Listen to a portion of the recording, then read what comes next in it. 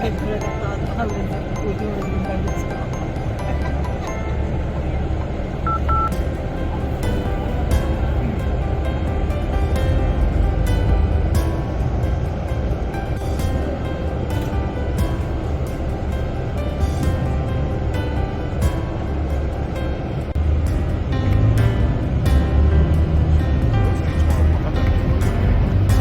지금 이제 피라미드 지구에 거기다 도착을 했는데 들어가시던 우측편에 보이는 저 건물은 지금 이제 리모델링을 하고 있는 건물인데 이 메나하우스라고 하는 곳이고요. 지금은 메리어트에서 호텔입니다. 근데 이제 이곳은 한국이랑 약간 연관이 있어요. 여기가 원래 이 메나하우스가 원래 그 영국인들이 사용하던 일종의 별장이었는데 1933년에 거기서 카이로 회담이 열렸어요. 카이로 회담에서 국제적으로 멈추고 조선의 독립이 일본이가 되고 그래서 한국이라서 연관이 있는 곳이다라고 말씀드렸습니다.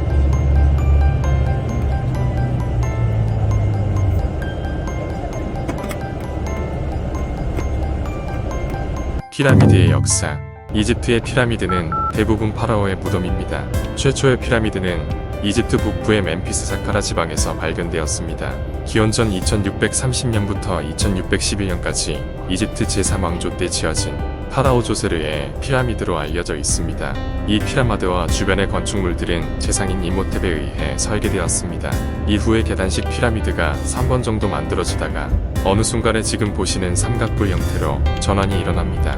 변환 과정에서 시행착오도 많이 있었는데 그 과정은 다슈르의 피라미드에서 볼 수 있습니다. 다슈르 시대 이후에 건축적인 정점, 최고의 결과물을 이뤄낸 피라미드가 바로 이 대피라미드라고 말씀을 드릴 수 있습니다. 대피라미드 이후에 지어지는 피라미드들은 규모도 작아지고 건축적인 완성도 역시 떨어집니다. 그런 변화는 단순히 이집트의 사회적 역량이 줄어들었기 때문이 아니라 이데올로기적인 변화의 과정 때문입니다.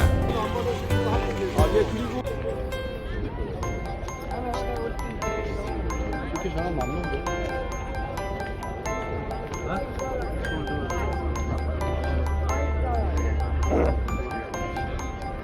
$5 cash. $5.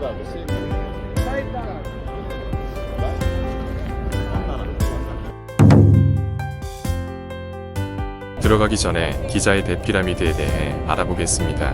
내용은 위키백과의 내용과 이집트 현지에서 들은 내용을 참고하였습니다. 기자의 대피라미드는 기자의 피라미드들 중 가장 크고 가장 오래되었습니다. 대피라미드는 고한국 상왕조 3왕조 시대인 기원전 2560년 무렵에 세워진 후프의 피라미드입니다. 피라미드 건축이 정점에 달했던 시대였습니다.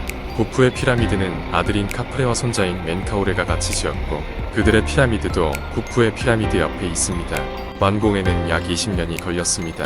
피라미드 중 가장 큰 피라미드이기에 대피라미드라고도 불립니다.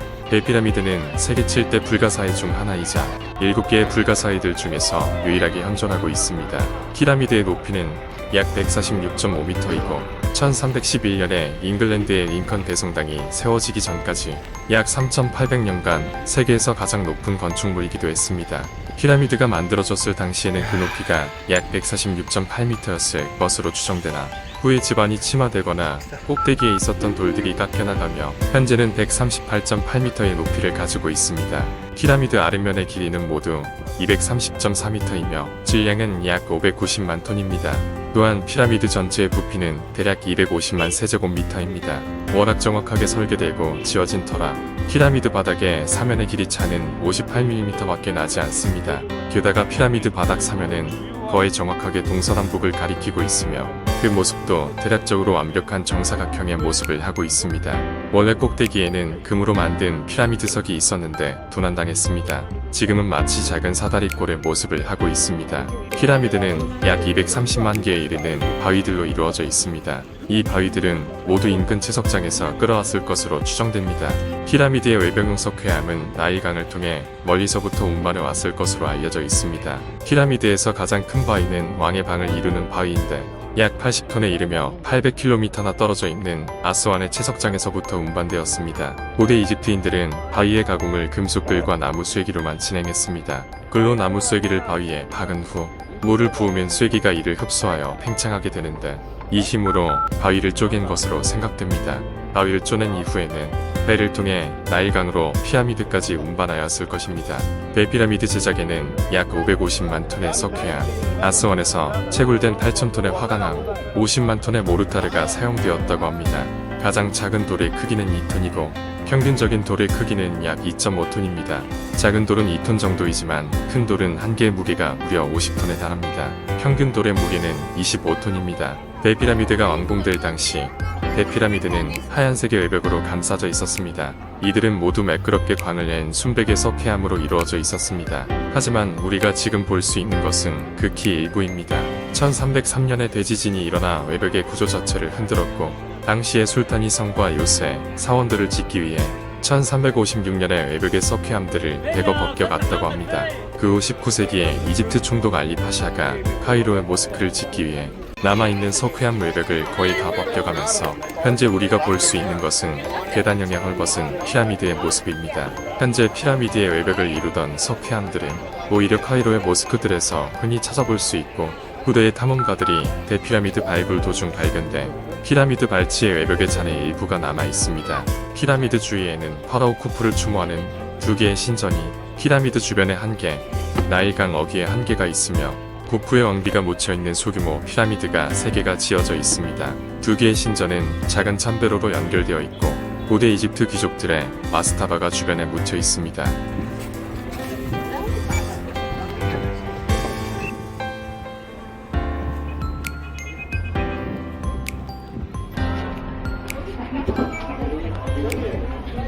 외부에 대해서 말씀드리겠습니다. 피라미드에는 두 개의 입구가 있는데 하나는 가짜 통로로 통하는 입구, 하나는 현재 쓰이고 있는 입구인데 이 입구는 9세기 초반 아바스 왕조의 칼리프 알-마아문이 보물을 찾기 위해 뚫은 통로라고 합니다. 입구를 통과하고 오르막길을 오르면 좁으면서 길고 높은 거대한 대회랑이 나옵니다. 회랑이라고 해서 광장 같은 느낌이 아니라 그냥 높은 통로입니다. 좀 더 가다 보면 용도를 알 수 없는 새로 홈이 있는 벽이 있는데요. 예전에 침입자를 대비한 공간이었을지도 모릅니다. 아무튼 그 공간을 지나면 파라오의 방이 있습니다. 좁고 비좁고 덥고 습해서 인고의 시간을 가져야 왕의 방에 도달할 수 있습니다. 이름은 비록 왕의 방이지만 현재 용도를 알 수 없는 방입니다. 왜냐하면 왕의 방에 들어가면 중간에 있는 관 떼고는 특별한 것이 별로 없기 때문입니다. 그래서 고고학자들은 이 방이 왕의 방이 아니라 단지 도굴꾼들의 침략을 막기 위해서 만든 것이라고 생각하기도 합니다. 실제로 칼리파 알-마아문이 들어갔을 때도 보물은 하나도 없었다고 합니다. 왕의 방은 돌로 만들어진 커다란 건물의 중간에 있는 텅 빈 공간입니다. 따라서 방 주위가 아무리 단단한 화강암으로 되어 있다 하더라도 위에서 바위들이 누르는 압력을 견디기에는 역부족입니다. 석회암 1세제곱미터의 무게는 2.6톤으로 왕의 방의 지붕은 1제곱미터당 무려 254.8톤의 무게를 받습니다. 그래서 피라미드 설계자들은 조금이나마 돌들의 무게를 줄이기 위해 돌 위에 빈 공간을 만들고 돌을 쌓아서 무게를 분산시켰습니다. 왕비의 방은 역시 돌로 만들어졌으며 아직 용도를 알 수 없는 방입니다. 동서로 5.7m이고 남북으로 5.2m이며 높이는 6.2m입니다. 현재는 출입이 제한되어 있습니다. 대피라미드는 입구가 북면에 있습니다. 북면을 통해서 남쪽으로 들어가는 방식으로 만들어지거든요. 90% 이상의 피라미드들이 거의 같은 방식으로 만들어지는데요. 통로는 남북쪽으로 만들어지는데 반해서 내부에 있는 왕의 방 현실은 동서쪽으로 놓여져 있어요. 사진 찍기 되게 어렵네. 보물을 향한 집념.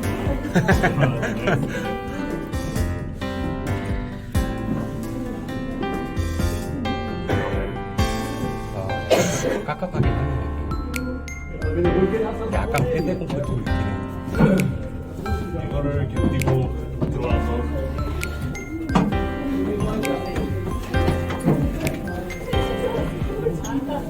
머리 아파 죽겠네.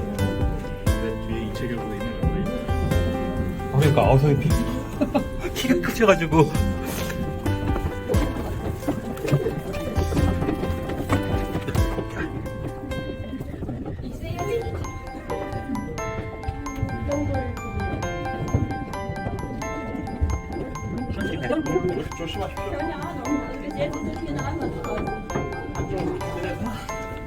내려오시는 분이 예.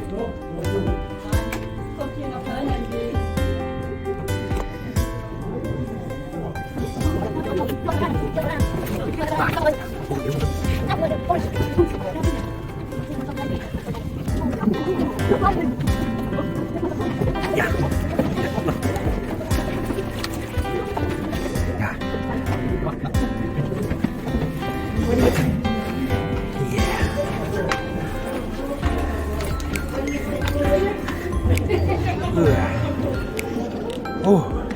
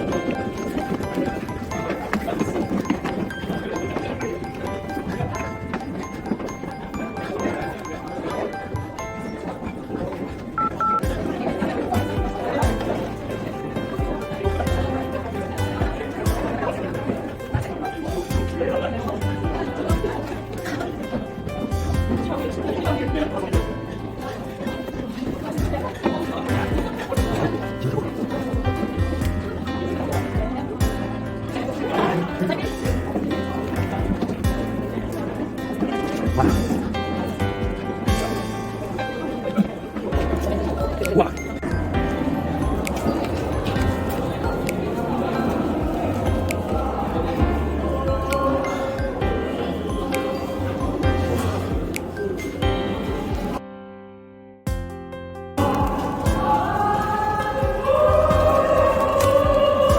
오.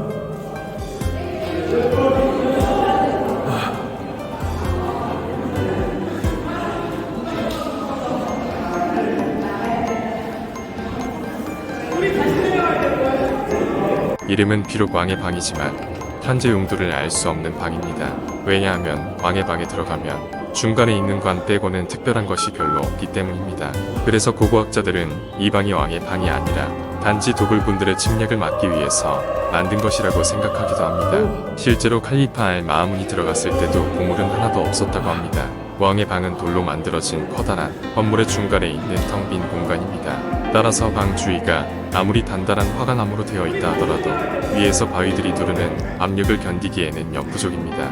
석회암 1세제곱미터의 무게는 2.6톤으로 왕의 방의 지붕은 1제곱미터당 무려 254.8톤의 무게를 받습니다. 그래서 피라미드 설계자들은 조금이나마 돌들의 무게를 줄이기 위해 돌 위에 빈 공간을 만들고 돌을 쌓아서 무게를 분산시켰습니다. 좀 더 자세히 설명드릴게요. 왕의 방에서 주의 깊게 봐야 할 부분은 천장입니다. 천장은 수평 천장으로 되어 있는데 피라미드의 건축사에 있어서 수평 천장이 등장하는 게 이 피라미드가 첫 번째입니다. 수평 천장을 피라미드의 내부에 만드는 것은 굉장히 어려운 종합적인 기술을 필요로 하거든요. 그래서 과학적인 장치들로 수평 천장을 만들었는데 간단하게 말씀드리면 천장의 가장 상단부에 저기 입구에서 보이는 것과 같은 맞배 형태의 석재를 설치합니다. 그래서 상단부에 걸리는 하중을 좌우로 분산시키고요. 그 다음에 저 맞배 형태의 시설과 왕의 방 수평 천장 사이에 5개의 빈 공간을 또 뚫어놔요. 그러니까 그 사이에서 발생하는 하중도 최대한 줄이는 그런 시설을 만듦으로써 수평 천장을 만들 수 있게 되었습니다. 그리고 왕의 방은 좌우 측면에 석관이 보이고 좌우 측면벽에 선풍기 같은 게 달려있고 오른편에 구멍이 하나 있는데 사실은 좌측편에 환풍기에도 같은 형태의 구멍이 있었습니다. 그 부분은 외부로 통하는 구멍과 연결되어 있습니다.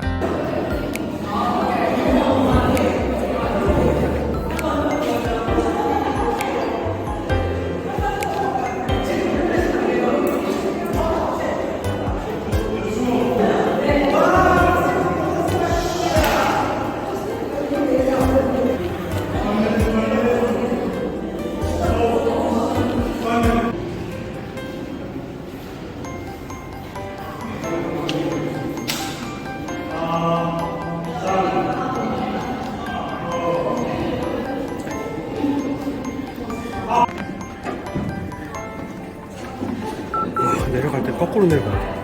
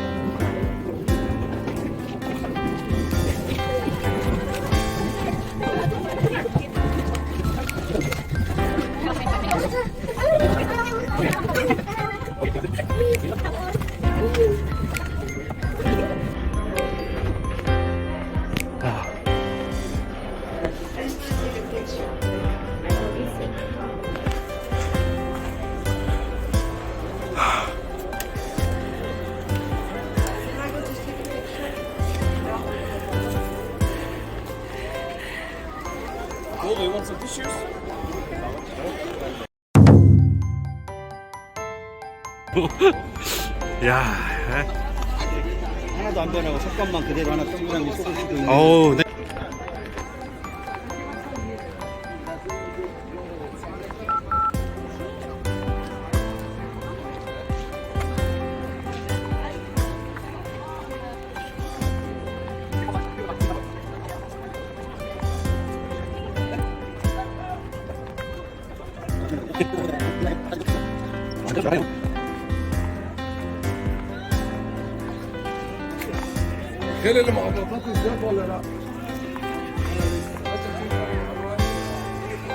오.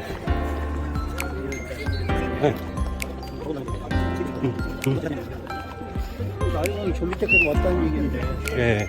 아무리 가도 거기까지 안 왔을 것 같아. 이게 지금 마포 같은 느낌이구나.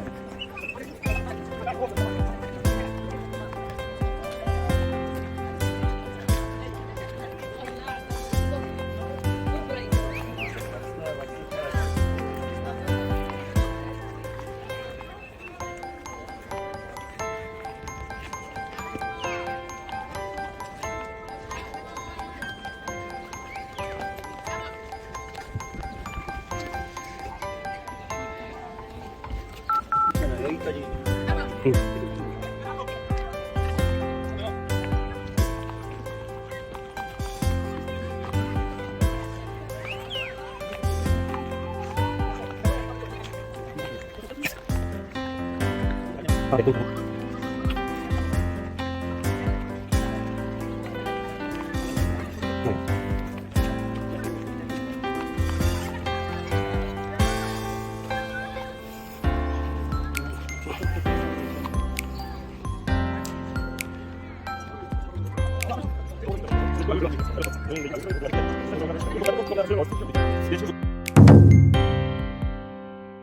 쿠프 왕의 피라미드가 건축되던 시기는 태양 신앙이 이집트에서 이데올로기적인 헤게모니를 완벽하게 가지지 못했던 시기였습니다.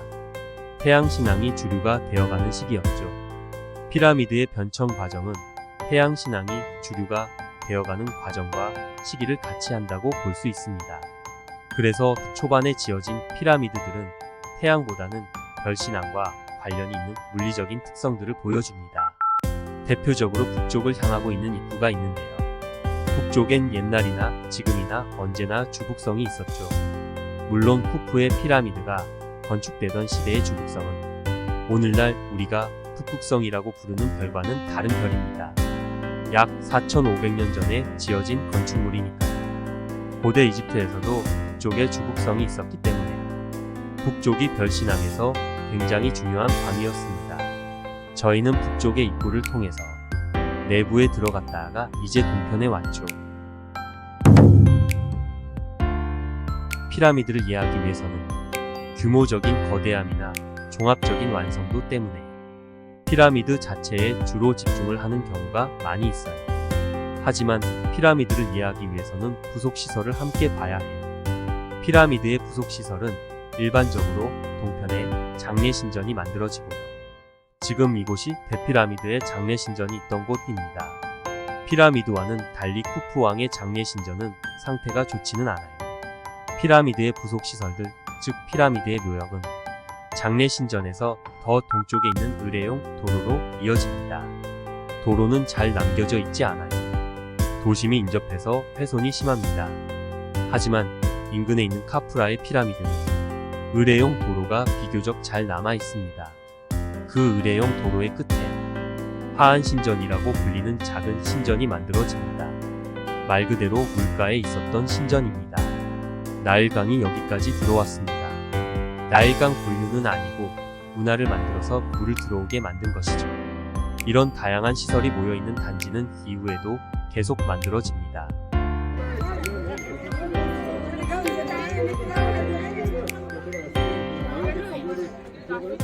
나중에 카프라의 장례식장으로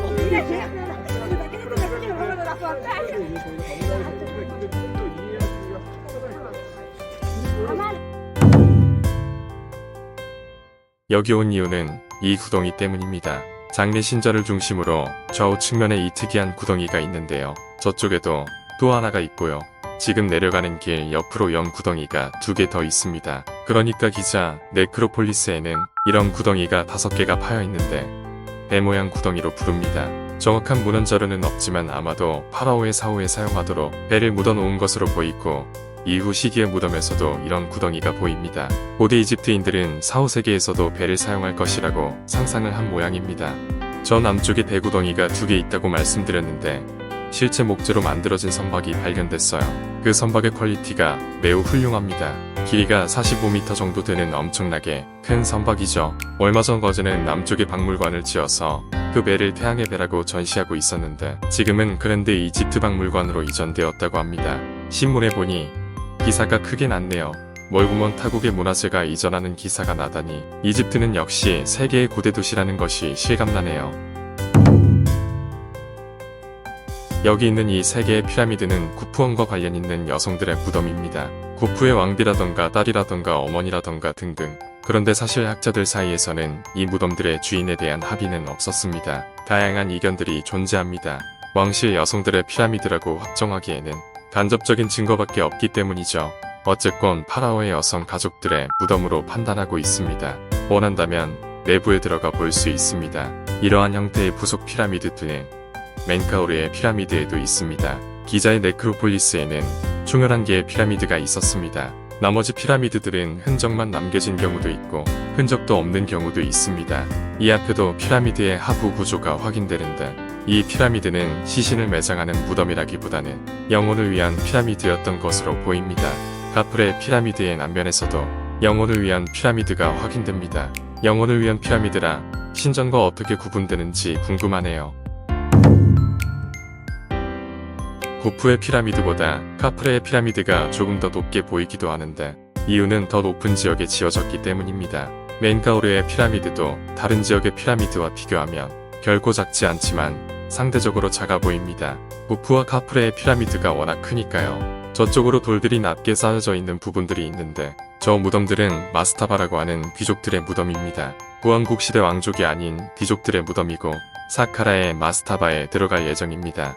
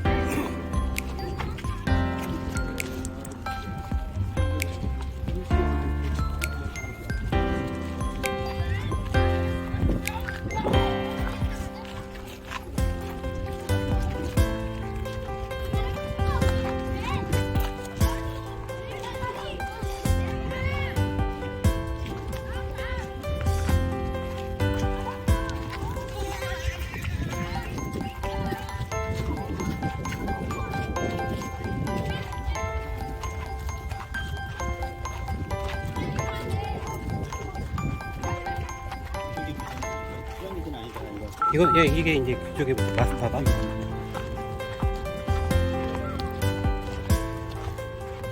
인도의 서원들도 이렇게 돼 있어요.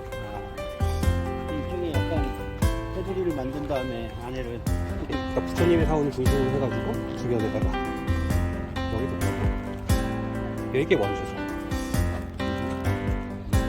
여기가 아까 말씀드렸던 실제로 배가 발견된 구덩이입니다.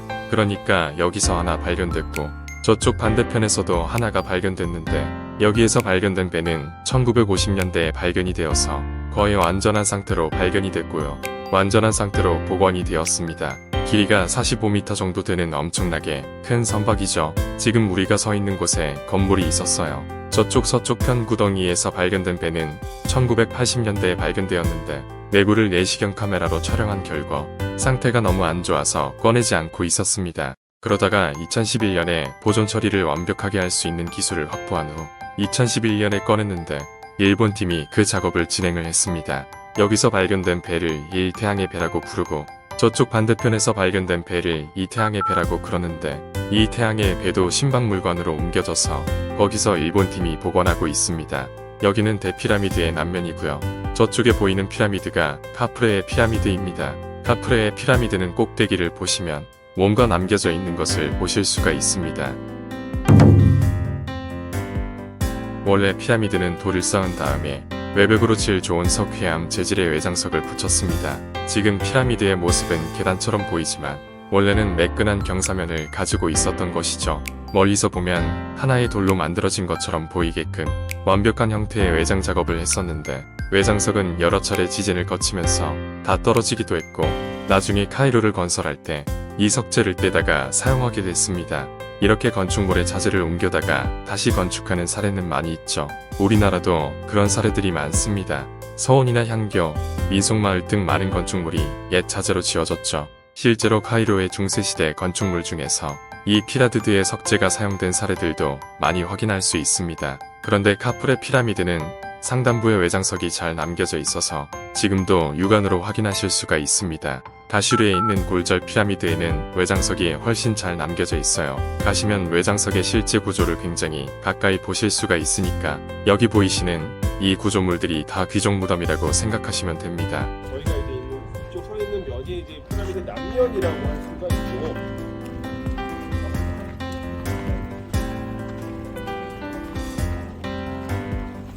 아까 그게 궁금했거든요. 돌이 삐뚤삐뚤하잖아요. 평면을 어떻게 맞출까? 근데 삐뚤삐뚤하게 쌌더라도 돌 크기가 더 달라도 상면을 다 갈아가지고 높이를 똑같이 만들어요. 지금 보니까. 그래서 네. 그래야 이게 수평을 맞춰서 올라가죠. 올라갈 때 그치. 네. 좌우가 좀 옆에 빈 네. 공간이 없는데 네. 이게 틀어지면 이제 예, 수평은 맞춰야 되니까. 그 작업을 한다는 예, 거예요. 위에서 보니까 이게 다 삐뚤삐뚤해 보여도 높이는 똑같은 거예요. 물론 깨진 데가 있긴 있는데. 층 높이는 대충 전체적으로 분지를 많이 했다는 얘기네요. 그렇죠. 그럼 그거 맞추려 힘들었을 텐데. 살 거 아니에요. 돈을 엄청 막 근데 정밀하게 만든 게 아닌데. 그렇죠. 보면 사실 지금처럼 딱 공장에서 만들면 쌓기 쉬운데 네. 비정형이잖아. 그렇죠. 머리 아픈데 이거. 하락해도 더 힘든데.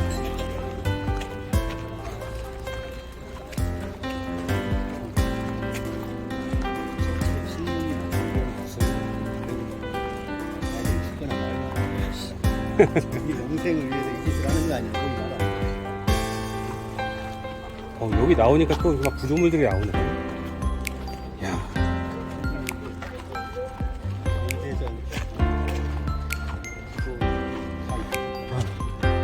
지금은 힘들어도 이거 집에 가서 보면은 야, 이런 데 갔었구나. 근데 또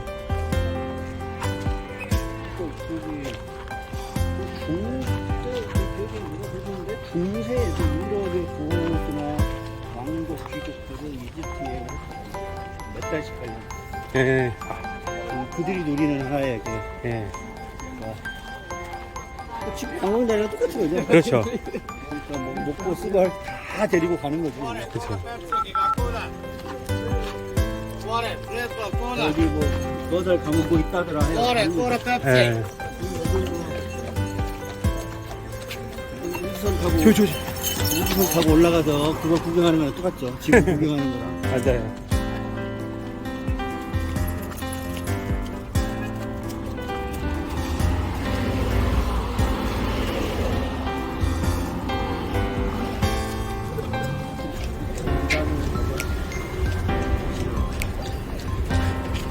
알아서 잘 피해야 돼.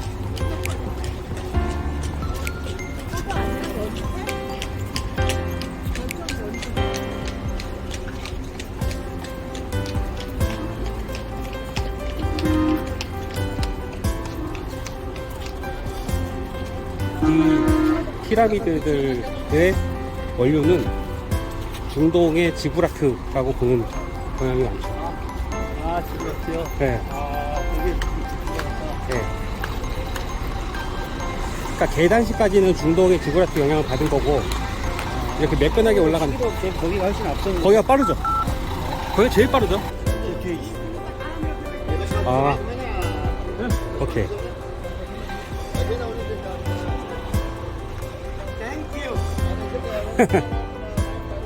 I love your picture. No, brother. Hey, maybe later we need a camel. Excuse me, my friend. Please, you need a camel. Habibi. Hey, you need a camel, right? Take my picture. 저게 이게 카프라의 장례 신전이에요. 아, 카프라의 장례신전.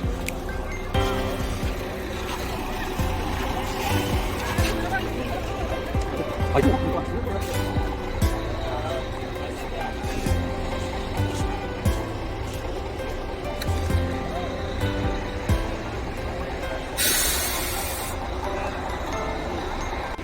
카프라의 피라미드하고 카프라 대신전.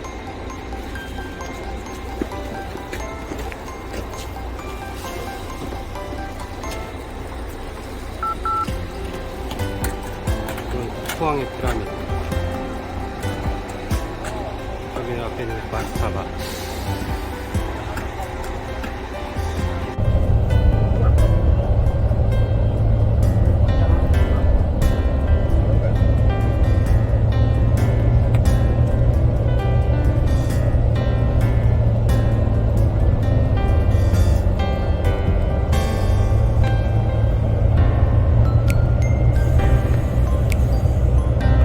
좌측하다 보이는 피라미드가 멘카우라의 피라미드고요. 그다음에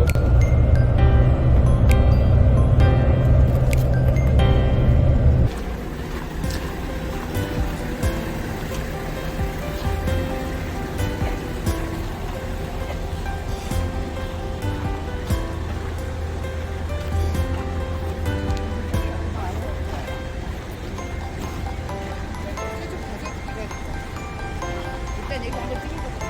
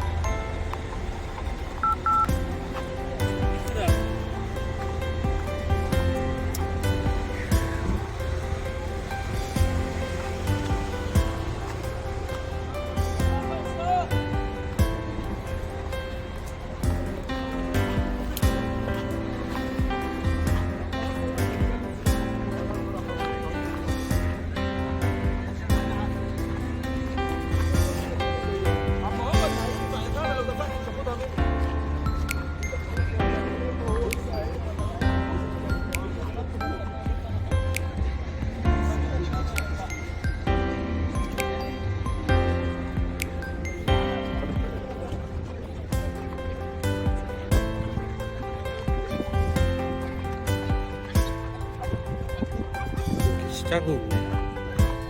물건 사는 사람 별로 없고 강아지 때문에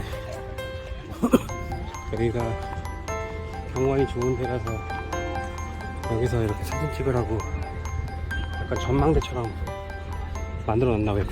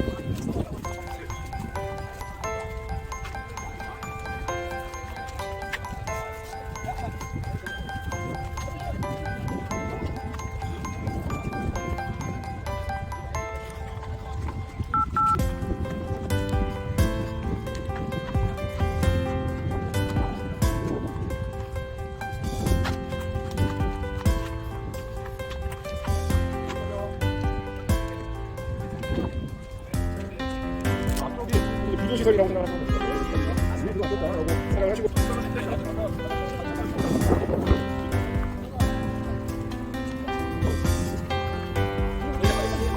나일강은 무금의 고속도로, 이 신전에 사용된 석재는 화강암입니다. 왕의 방 역시도 화강암으로 만들어져 있습니다. 화강암은 아스완 지역에 있는 채석장에서 가져온 겁니다. 여기서부터 아스완까지의 거리는 1000km 정도가 되는데 그 거리를 보통 나일강을 이용해서 운반을 했고요. 나일강은 이집트 문명이 탄생하고 유지하는 데 있어서 매우 중요한 역할을 했습니다. 첫 번째는 굉장히 높은 수준의 생산량을 가져다 주었고 심지어 주변 국가의 흥망성쇠에도 큰 영향을 끼쳤습니다. 두 번째로 교통로로서도 핵심적인 역할을 했습니다. 굉장히 편리한 교통로였는데 일단 나일강 자체는 남쪽에서 북쪽으로 흐릅니다. 그렇기 때문에 남쪽에 있는 아스완에서 석재를 운반해 올 때는 배에 올리기만 하면 되는 거예요. 그럼 물을 따라 북쪽으로 돌이 운반되는 거죠. 반면에 북쪽에서 남쪽으로 이동을 할 때는 북쪽 지중해에서 불어오는 바람의 영향으로 대체로 바람이 북쪽에서 남쪽으로 붑니다.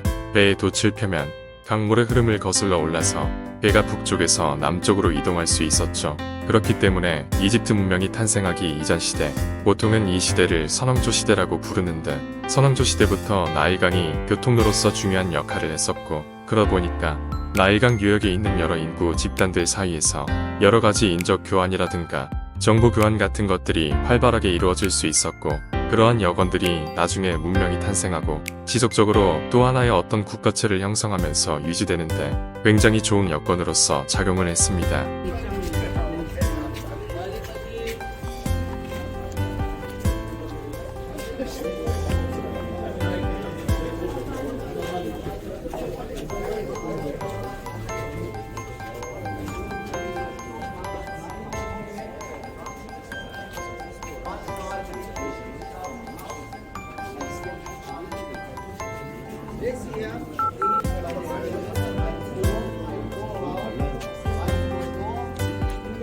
시대에 그 화강암이 유일하게 맞춰서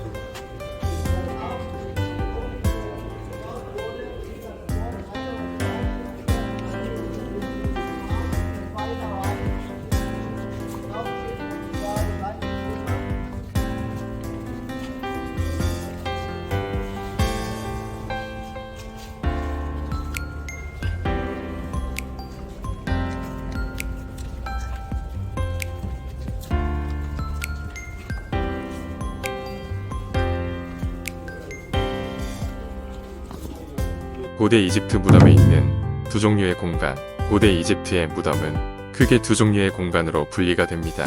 첫 번째 공간은 시신을 실제로 안치하기 위한 매장 공간이고요. 피라미드가 대표적인 사례죠. 두 번째는 무덤에 매장할 때 장례의식과 더불어서 죽은 사람을 위해서 제사를 지내는 사당으로서 역할을 하는 의례 공간이 있습니다. 앞서 보셨던 장례신전과 의례 용도로 그리고 하한신전 모두 다 의례용 공간이라고 생각을 하시면 됩니다.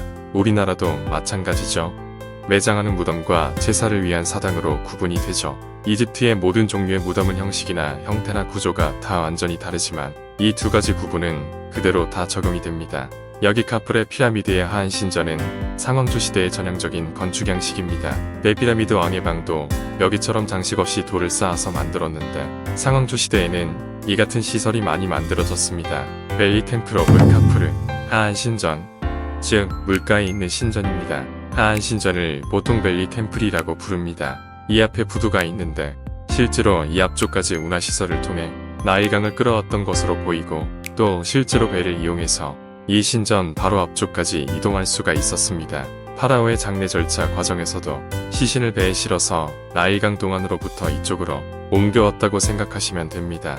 하한신전의 경우 학자들마다 얘기하는 바가 조금씩 다르기는 하지만 대체로 파라오의 장례의식이 행해졌을 때 파라오의 시신이 미라로 만들어졌던 공간으로 추정됩니다. 다양한 의례 과정을 거치면서 파라오의 시신을 미이라로 만들었을 것입니다. 자세히 보면 바닥에 이렇게 조금씩 파여져 있는 부분들이 있어요. 이런 부분들은 이 신전의 파라오인 카프레의 상이 놓여져 있었던 것으로 추정됩니다. 실제로 이 신전 내부에서는 카프레의 석상이 발견되었어요. 여기 저 울타리가 쳐져 있는 곳이 일종의 우물인데 저 우물 안에서 카프레의 석상이 조각난 상태로 발견되었습니다. 석상은 복원되었고 카이로의 이집트 박물관에 가시면 석상을 볼 수가 있는데 이집트 미술사에서 굉장히 중요하게 다뤄지는 작품입니다. 이집트 미술과 관련된 어떤 책이나 화보 같은 것들이 있으면 무조건 나오는 석상이죠. 이 신전의 후문은 의례형 도로로 연결됩니다. 이 하한신전과 장례시설이 의례형 도로로 이어져 있거든요. 의례형 도로를 따라서 쭉 올라가다 보면 도로의 우측에 스핑크스가 있어요. 신전을 둘러보면 정말 아무 꾸밈이 없습니다. 신뢰를 보여주기 위한 공간이 아니었던 것일까요? 이 신전에 대한 기타 등등 정보입니다. 이 신전에서 하토르와 버바스티스 그리고 카프르의 이름을 언급하는 많은 유물이 발견되었다고 합니다. 이 사원은 19세기까지 사막의 모래 밑에 묻혀 있었다고 해요. 파라오 카프르는 그리스 왕 체프란에서 카프렌 및 AISO로도 알려져 있다고 해요. 카프렌은 사왕조의 매우 중요한 왕입니다. 제디파 왕의 후계자이자 쿠프 왕의 아들이었습니다.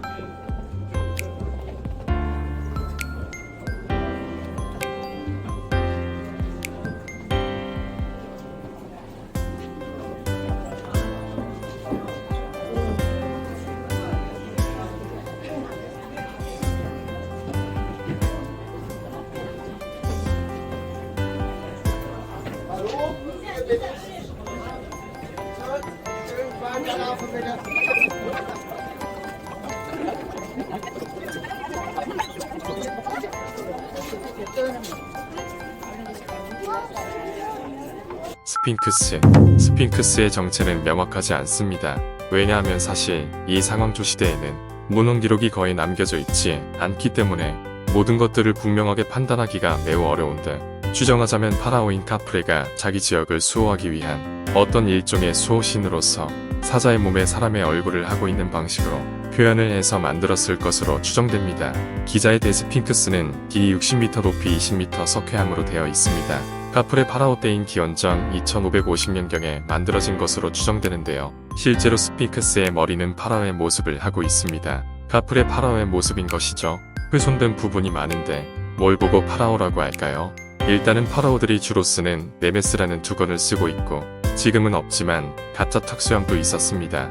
원래 고왕국 시대에 있었던 가짜 턱수염은 사라진 지 오래지만 신왕국 시대, 그러니까 고왕국 시대로부터 약 1000년 정도 후에 새롭게 복원한 가짜 턱수염은 19세기에 프랑스군의 이집트 원정 때 발견해서 확보하고 있었습니다. 그런데 나중에 프랑스군이 영국군한테 털리거든요. 그러면서 여러분들도 잘 아실 로제타 스톤이라고 하는 유명한 유물과 더불어서 그 유물들 전체를 다 빼앗기게 되는 거죠. 그래서 현재는 영국 브리티시 뮤지엄에 소장 중에 있습니다. 비록 1000년 지나서 만든 복원품이기는 하지만 복원품 역시도 약 3500년 전에 만들어진 것입니다. 현장에 가보면 스핑크스는 현재의 지표면 한참 아래에 들어가 있습니다. 사실 스핑크스는 돌을 쌓아서 만든 상이 아니라 돌선을 깎아서 만든 상입니다. 스핑크스를 만들면서 파낸 그 돌들은 아마도 기자의 피라미드를 만드는데 사용되었을 것으로 추정됩니다. 스핑크스를 둘러보면 벽돌이나 석재불극이 겉면에 부착된 모습을 볼 수 있습니다.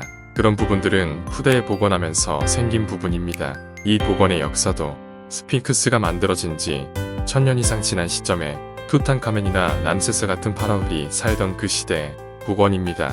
엄청 오래된 복원이죠. 그것보다 더 후대인 2세기 로마 시대에 복원이 되었다는 기록도 있고 19세기에도 복원된 흔적들이 남겨져 있습니다. 여러 차례에 걸쳐서 다양한 방식으로 복원했기 때문에 복원에 의해 부착되어 있는 돌들의 모습도 조금씩 다릅니다. 지금의 스핑크스는 코가 없는데요. 나폴레옹이 대포를 쏘아서 그렇게 만들었다는 설도 있으나 문화재의 심취해 있던 나폴레옹이 그랬을 가능성은 아주 희박합니다. 다른 주장으로 이슬람교가 우상 숭배 금지 때문에 파괴했다는 주장인데요. 이슬람교도들이 코를 부수면 살아나지 못할 것이라고 믿었기 때문이래요. 오스만 제국 병사들이 코를 상대로 사격 연습을 했다는 설도 있습니다.